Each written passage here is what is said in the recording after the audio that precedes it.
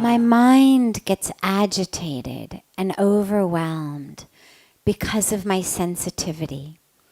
How can I live in a state of gratitude and calmness? How can I live in my true self and stop the process of adding more negativity? Whether you consider yourself sensitive or not, either way, the mind gets agitated and overwhelmed. This is a product of the mind. What to do with it? Well, we've spoken a lot over the last couple of nights about dealing with the monkey mind. How do we take care of the mind? But what's most important is our awareness first that we are not the mind. So simply having the ability to say, my mind is agitated, is actually a huge step in the right direction. What most of us say is, I'm agitated, I'm stressed, I'm overwhelmed, I'm angry, I'm in a bad mood, I'm whatever. So simply to understand my mind is agitated means, well, there's a part of me that's not my mind. Mind that was agitated, okay. But the one who says my mind is separate. And that separation from who I am to the body mind that I have is the key to whether we say enlightenment, whether we say awakening, or whether we simply say peace and joy. Because all of that which causes suffering is due to me identifying as the body and the mind. So I think I am this physical body. I am my name, I am my culture, I am where I come from, I am the color of my skin. I am what I look like, I am my bank account. I am whether I'm successful, whether I'm a failure. I am my relationships. मैं उसकी पत्नी हूँ, मैं उसकी माँ हूँ, मैं उसकी बेटी हूँ. I'm this one's mother, this one's daughter, this one's sister, this one's wife, this one's husband, this one's boss. As I identify as that, it leads to suffering. Because everything that I see in the outer world, either it makes me angry, or it makes me feel greedy, or it makes me feel lustful, or it makes me feel competitive, or I want to change it. If you could just speak in this way, or behave in that way, or do this, or do that, tab main shant ho sakti hu. Then I could be peaceful. तुम्हारी वजह से मेरा शांति खत्म हो जाता है. Due to you, I'm not peaceful. Due to you, I'm not joyful.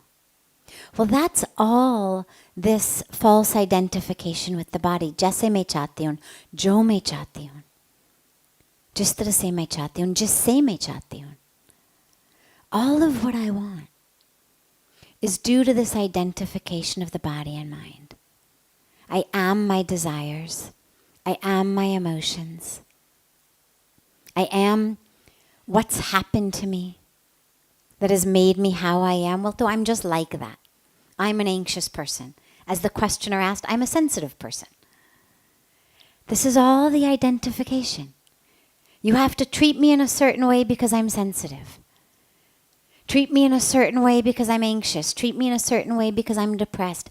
All of this is due to the identification with the body-mind. The way out of that suffering is the identification with the soul. The awareness that I have a body,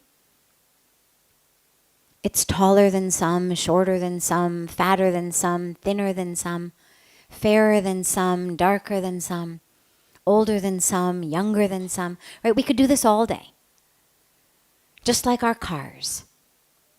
Right? Faster than some, slower than some, newer than some, older than some, redder than some, whiter than some. I have a car. I have a body. Part of that body is my brain. And I'm not talking here about mun, the aspect of our subtle body. I'm talking about the mind that's associated with the brain, my thoughts, my emotions, my history, my identification, my habits, my patterns. We spoke last night about how every time you get angry, rather than letting it out, rather than being free, it actually makes you more likely to get angry. That becomes your habit. So to be aware that I have a mind means I'm not the mind. And yeah, the mind has habits. We call them sanskaras. They come from my past, whether past this birth, past other births, it doesn't matter. The nature of the mind is to go up and down. We've spoken about the monkey mind a lot the last few days. It's the nature of the mind.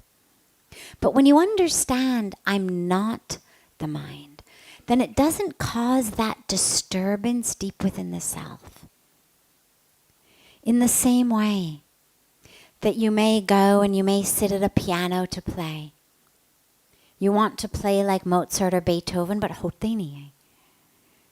No matter how much you play, hote nahi aapse. You feel a little frustrated, or you want to sing. You want to sing like you sang. But hote nahi hai.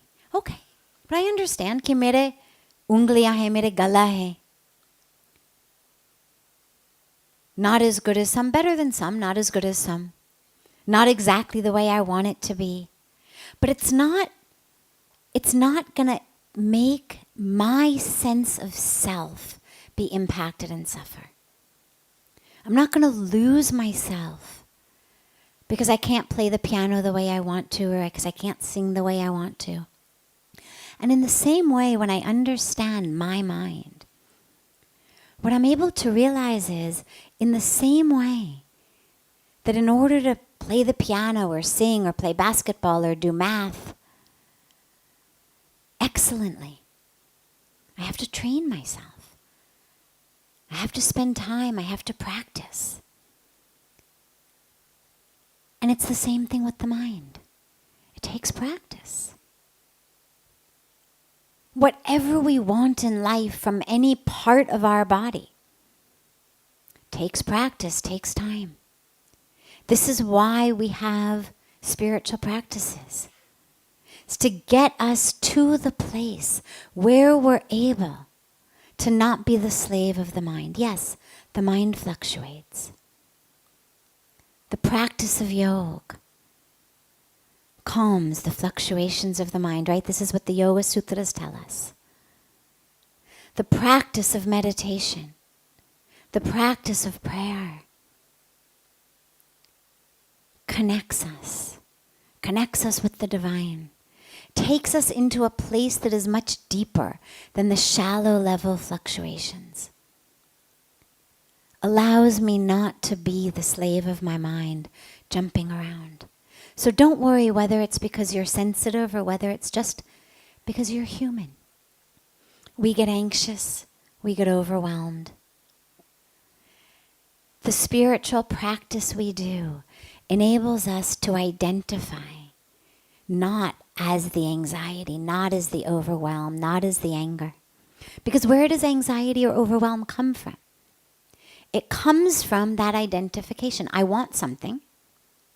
Agar nahi hoga to, if my child doesn't get into the college I want him to go to, if I don't get into the college I want to go to, if I don't get the job I want, तो फिर उसके बाद क्या होगा? तो फिर anxiety शुरू होता. The anxiety comes क्योंकि I want something, And I'm worried कि शायद नहीं होगा, शायद नहीं मिलेगा.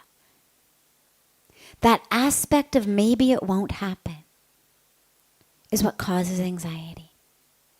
Or if I'm not able to make it happen. I've told you 100 times how to treat me. Why can't you treat me this way? Why don't you clean your room? Why don't you do the dishes? I was so peaceful before you came home. Now look, you've stolen my peace.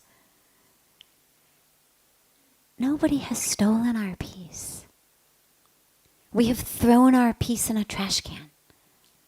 All the other person simply did was drop a sweater on the floor, or drop all their clothes on the floor. Not do the dishes, not take out the trash, not get a good mark on an exam. That's all they've done. They haven't reached inside you and grabbed your peace. What has happened is we have taken our peace and voluntarily we have hooked it into whether you clean your room, whether you do the dishes, what grade you get on the exam, how much money I'm making, how much I weigh, how people treat me, whether I achieve my vision of success. I have reached inside myself and said, take my Shanti and hook it in. Hook it into what you do. Hook it into the people around me. Hook it into the stock market. Hook it into the traffic. That's my decision. And this is where the spiritual practice says no. My peace is a product of my awareness. That I'm not whether you clean your room, I'm not a clean room, I'm not a sink full of done dishes.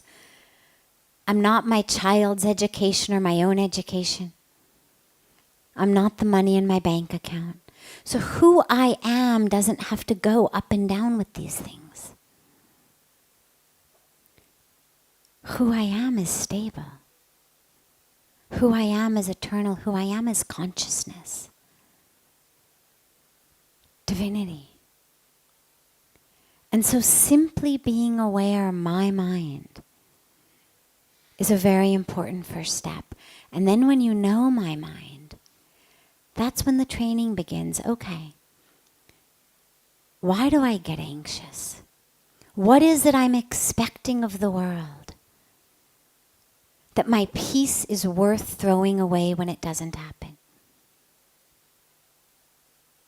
It's a tragic irony. Ijjat to chale gaye, paisa to chale gaye, rishta chale gaye, clean dishes chale gaye, clean room chale gaye, ab main apni shanti bhi phenk दूं. It's really tragic. All of that has already happened that I had no control over. And now I've taken the one thing I do have control over and have decided to throw it in with that.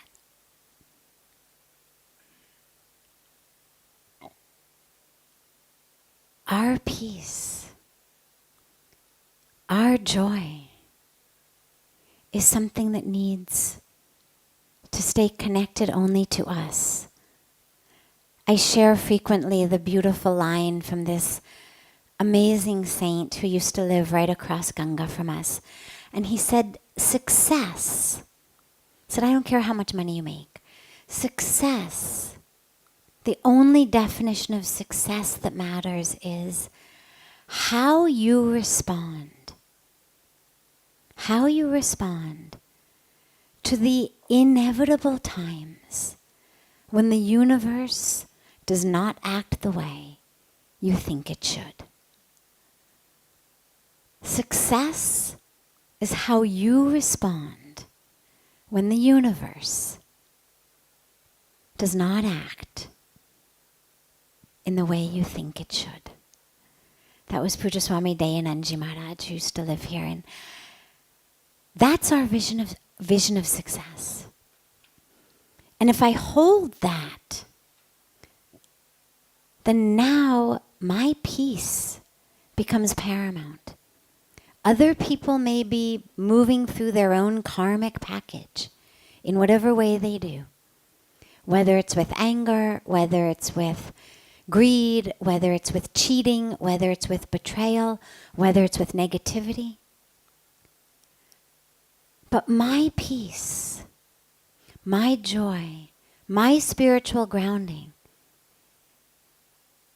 is first and foremost to me. No, I am not prepared to hook it into what you do. I'm not prepared to hook it into your karmic package and how you choose to deal with it. Because that's what's going on. We all have our own karmic packages. And we're all working through them. And they usually involve some version of greed and anger and fear and confusion. But if I take my peace and hook it into how you are living, then what I've said is my ego, my attachment, my desire is more important than my peace. And it's just not. And that's a choice we all have to make. Is my peace, is my joy, is my spiritual life less important than whether a room is clean? Is it really less important than if the dishes are done? I mean, really? On what scale are clean dishes more important than inner peace? On what scale is a clean room, or flowers, or chocolates, or whatever it may be that we're getting, we're not getting, that's causing our tension? The fluctuation of a stock market, the fluctuation of other people's moods, the fluctuation of our weight, of our skin tone, of how we measure up to the beauty of our culture, which keeps changing. Is that really more important than our peace? Of course not. Because crazily enough, the peace and the joy is what we're looking for. If you say to somebody, Acha, why do you want to be rich anyway? Chalo tika man lo. You're anxious. Kyunki paisa chahiye. Paisa nahi hai, you want paisa. Okay. Why do you want money? Kyunki fir main khush ho jaungi. Fir shanti milega. Right? This is the irony. Jo shanti abhi mera paas hai. I'm throwing it away to run after money ताकि थोड़ा सा पैसा मिलेगा, फिर मैं शांत हो जाऊंगी, फिर मैं खुश हो जाऊंगी. You see the craziness of this. I have peace. I have peace in this moment. If I can let go of the attachment to how I think things should be. Whether it's the number in my bank account or anything else. It's my own attachment to that that's stealing my peace. So if what I want is peace, well, we can have it right now. All we have to give up is our attachment to that which we're holding with a death grip because we're convinced that that's the thing that's going to bring us peace. That's the thing that's going to bring us joy. I just have to get that. And this is the vicious cycle that most people live in. And whether it's our physical health or our mental health, I think it was His Holiness the Dalai Lama who said, you know, that the tragic irony these days is we give up everything in the service of wealth. And then we try to use our money to buy it all back. So we give up our health, physical, mental, spiritual. We give up our happiness. We give it all up to run after money. And then we try to use the money that we have to buy back our health, to buy our happiness.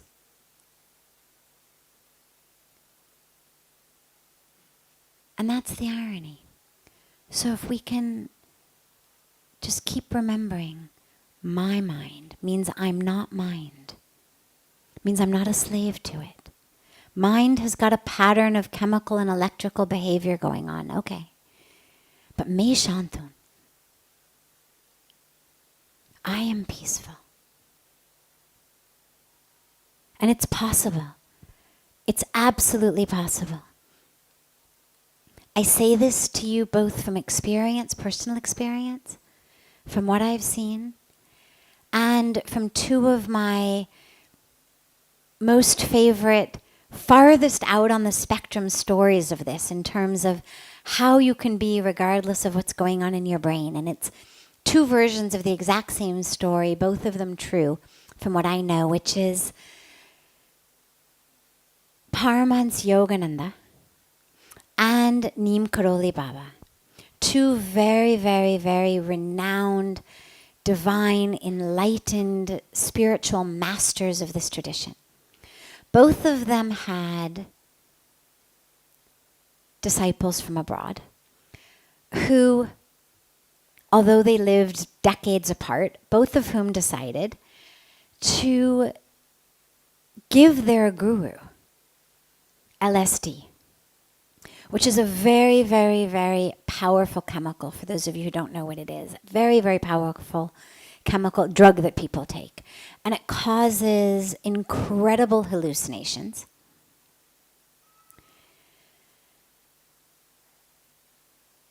Whether Neem Karoli Baba, whether Paramahansa Yogananda, neither of them was impacted at all. And both of their disciples tell stories and have written books about how, and for both of them, it wasn't just one, it was like 2, 3, 4. I think Neem Karoli Baba was given like 4 hits of acid. Went on about his day. They said it was impossible to tell that anything had been given to him. Same was the story with Yogananda.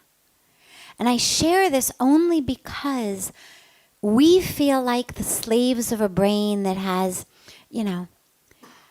a slight imbalance in serotonin or a slight imbalance in dopamine or a slight imbalance in some of the neurotransmitters. Temporary.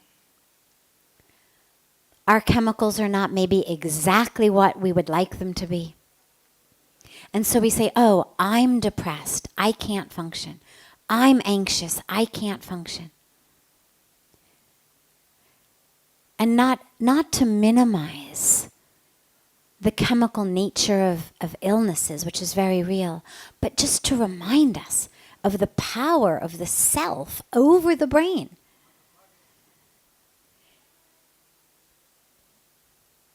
A little bit of serotonin or dopamine here and there, slightly less or slightly more than we'd like, is nothing compared to the impact of 4 hits of LSD on your brain. And if they could go on about their life exactly the same way, just as peacefully, just as mindfully, just as grounded, it means we have the power. I'm not saying don't make the best use of all of the options that we have for healing. That's a different subject.